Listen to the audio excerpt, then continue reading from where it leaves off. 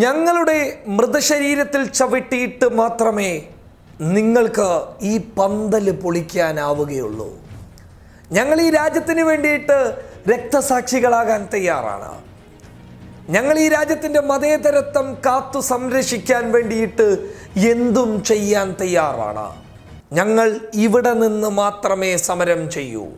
കാരണം ഈ സമരത്തെയും ഈ പ്രദേശത്തെയും അമിത്ഷയും നരേന്ദ്രമോദിയും ഭയക്കുന്നുണ്ട്.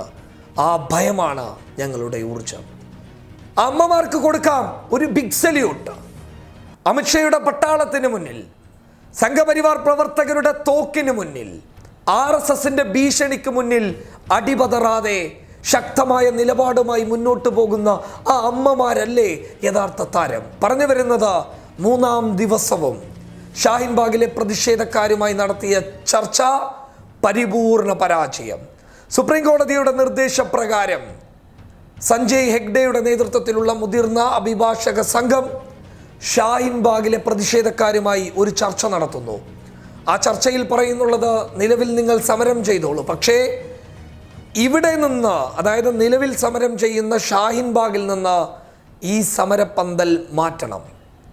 മറിച്ച് മറ്റൊരിടത്ത് റോഡ് തടസ്സപ്പെടുത്തിയിട്ട് സമരം ചെയ്യരുത് എന്നുള്ളതാണ് ഷാഹിൻബാഗിലെ പ്രതിഷേധക്കാരോട് ആ മധ്യസ്ഥ സംഘം പറഞ്ഞതാ.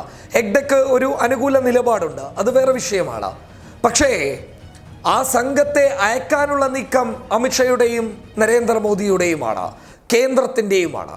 പക്ഷേ ആ സംഘത്തിൻ്റെ ചർച്ചകൾക്ക് മുന്നിൽ ശക്തമായ നിലപാട് പറയാൻ ഷാഹിൻബാഗിലെ പ്രതിഷേധക്കാർ തയ്യാറായി.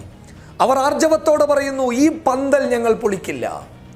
സമരം ചെയ്യുന്നതും ഇവിടെ, മരിക്കുന്നുണ്ടെങ്കിലും ഇവിടെ, വിജയിക്കുന്നുണ്ടെങ്കിലും ഇവിടെ.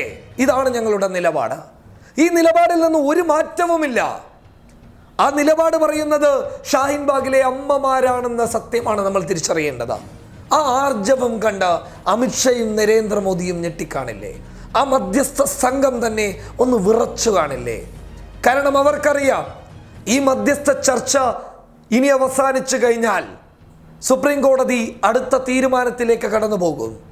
അപ്പോൾ വരുന്നത് പോലീസുകാരായിരിക്കാം, പട്ടാളക്കാരായിരിക്കാം, തോക്കേന്തിയ RSSകാരായിരിക്കാം.